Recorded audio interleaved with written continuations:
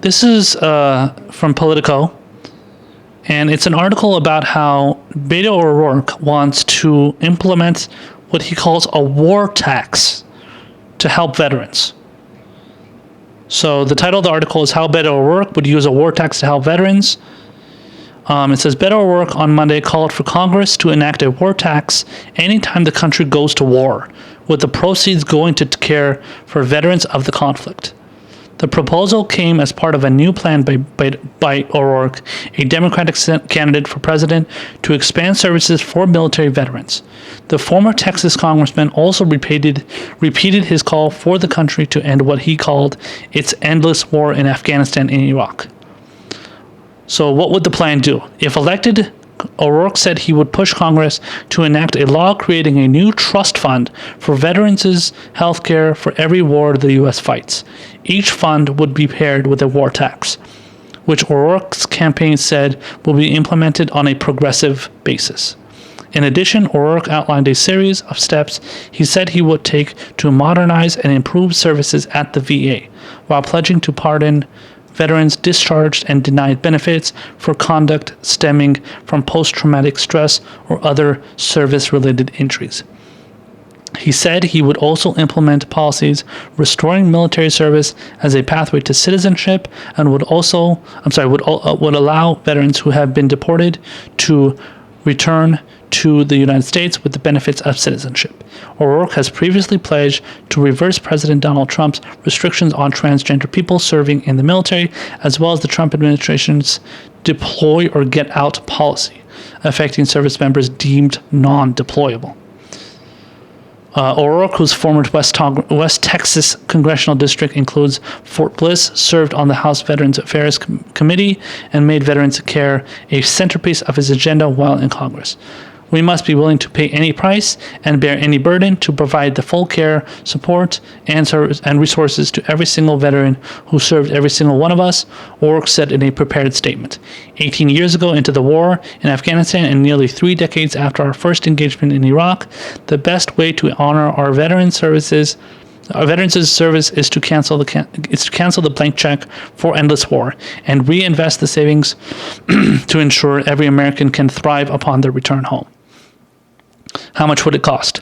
O'Rourke said ending the country's endless war in Afghanistan and Iraq could save at least $400 billion, half of which he said he would urge Congress to invest in veterans. The tax O'Rourke proposes for each new war would range from $25 for taxpayers with adjusted gross income below $30,000 to $1,000 for taxpayers making more than $200,000 a year. The tax would only be levied on households without military members or veterans. And it says, what have other Democrats proposed? O'Rourke's war tax proposal is not without precedent. Senator Bernie Sanders has supported a war tax in the past, as have other Democrats intent on spreading the burden of military conflict.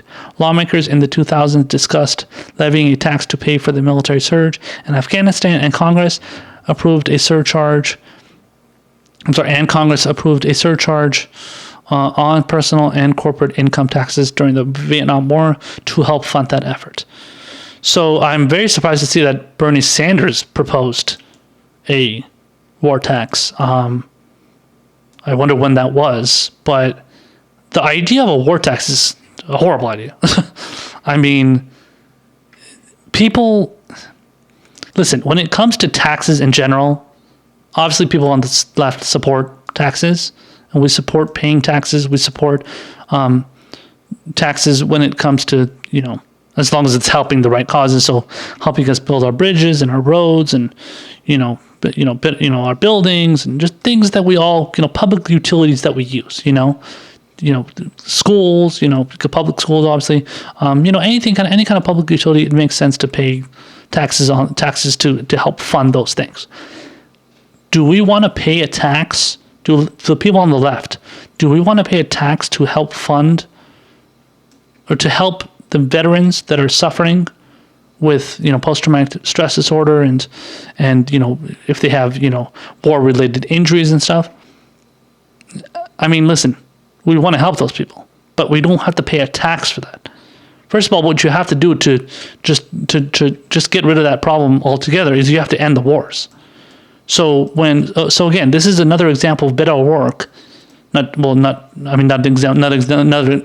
necessarily another example from him, but just another example of centrist Democrats like Beto O'Rourke, who pretend to be progressive, which they're not, putting forth a centrist policy and a policy that will be largely supported by the establishment, probably Republicans and many Democrats too, for sure. Because otherwise, why would a Democrat be supported? Why would he be proposing it? But policies pushed by basically moderates and right wingers, essentially, that is to appease people that are moderate and people that are believing in policies that we shouldn't be doing anymore. Especially when it comes to war, when it comes to conflicts over all these conflicts overseas, all these things that that we shouldn't have never been doing in the first place.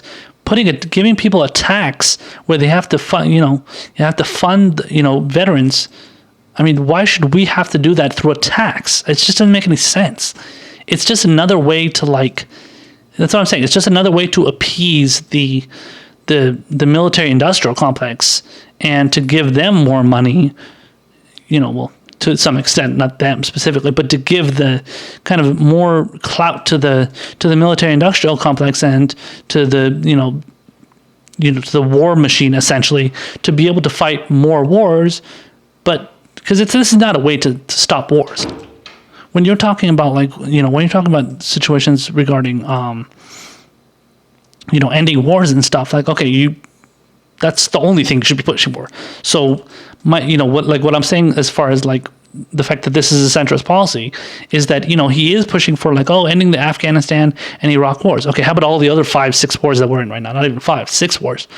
If you add Niger onto that list. So when this is a centrist policy, when I say this is a centrist policy, I'm talking about the fact that he's proposing to end those 2 wars when you should be mentioning all those other wars we're in too, but then also doing the war tax. But in reality, you should just be ending war. You should be just for ending the wars so that you can help the veterans more by not only obviously the soldiers that are in war right now, that would help them because they wouldn't have to get their fucking limbs blown off, fighting in endless useless wars and killing innocent people. But the veterans that are so the money that should be going to helping veterans right now, homeless veterans, let alone homeless veterans, just veterans in general, that if we weren't spending billions and trillions of dollars on these endless wars, we could be spending that on helping veterans. So that's why the war tax is pointless, because the war tax is just more of a charge on regular people. And then like the article said, it points out how it's a tax for non-military, non-veteran citizens in this country. So all the people that are honestly against the wars, because we are, unless you're like a military family, you probably aren't in favor of going into war. Most likely, I would say. And the majority of people don't even want to be in the Afghanistan or Iraq wars. So that's just the foregone conclusion in itself. But yeah, so what are you doing? You're punishing people, regular people out there, to pay for the struggle that the understandable and obviously real struggle that veterans are going through. But you're doing it through charging, basically doing a charge on people that don't support these wars to begin with and have nothing to do with wanting these wars in the first place. So all the politicians that pushed for these wars, they're the ones that get away with pushing for the wars, while the people that never wanted the wars to begin with and definitely don't want them now, they have to end up footing the bill. So why are you putting that on us? We're not the ones who should have to deal with that. We shouldn't have to take any kind of deal with any kind of tax. And again, I understand the idea of paying more taxes to help public utilities, and technically the military is a public utility. But what the military is doing right now is getting involved in wars that we shouldn't be in. And the public does not support these wars, and they don't want these wars, especially when all the money that is being spent on these wars is not being spent on actually useful entities. So all the funding that should go to the actual public utilities that we need right now, such as roads and bridges, which are crumbling at the moment. Our infrastructure gets a grade of D or D minus, I think, right now. I mean, that's crazy. I wouldn't be surprised if it's even worse right now, because that's a figure that I've heard from the past. But instead of fixing those things, putting money into those things, we're putting money into wars, and then on top of it, you want to add a tax on it you want to add a war tax on it to help the veterans. So how about just getting out of the wars, where we don't have to keep spending trillions and trillions of dollars on? We don't have to spend all that money on those things. You can spend it on the veterans that you claim to want to help. But no, you want to add a war tax so that the people can continue getting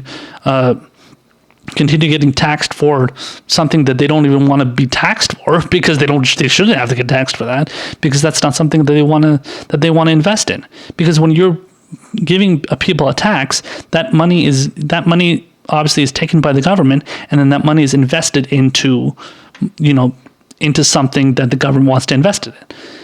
If anything, this just creates a more, it just creates more negativity to the idea of big government.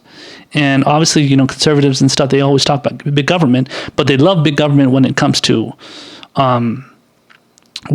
more wars and invading random countries and doing coups and overthrowing them and stuff, kind of like what we're doing with Venezuela right now, and what we're trying to do with Iran as far as going to war with them and stuff. So, which, pray to God, hopefully that doesn't happen. But I don't know, and I'm surprised more Republicans haven't pushed for a war tax. But I mean, they don't believe in taxes.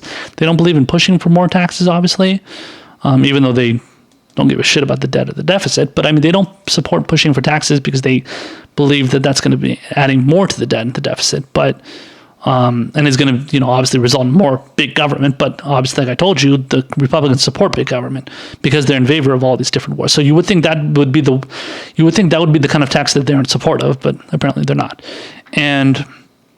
But it's really unfortunate to see that Bernie Sanders has pushed for the war tax. I don't know if his war tax is the same exact thing as the one that Beto O'Rourke is pushing for, but either way, Beto O'Rourke's is terrible. If you want to help veterans, you need to end the wars. Not only do you have to end the wars, but you also need to make sure that whatever money is allocated to the military-industrial complex and constant endless wars, the 8 endless wars that we're in right now, it needs to be allocated to not just the veterans, but it needs to be allocated to all these other public utilities that we have in this country, whether it's public schools, whether it's roads and bridges, whether it's government, any kind of government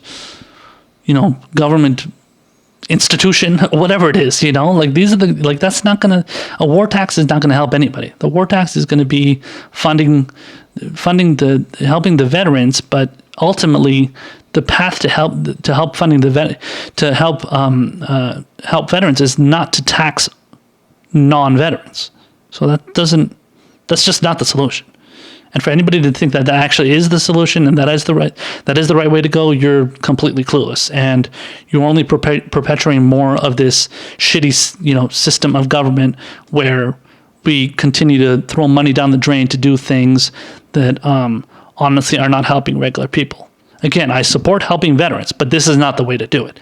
And the more people can understand that, the more they would be in opposition to a war tax, let alone how much they already should be in opposition to this kind of tax.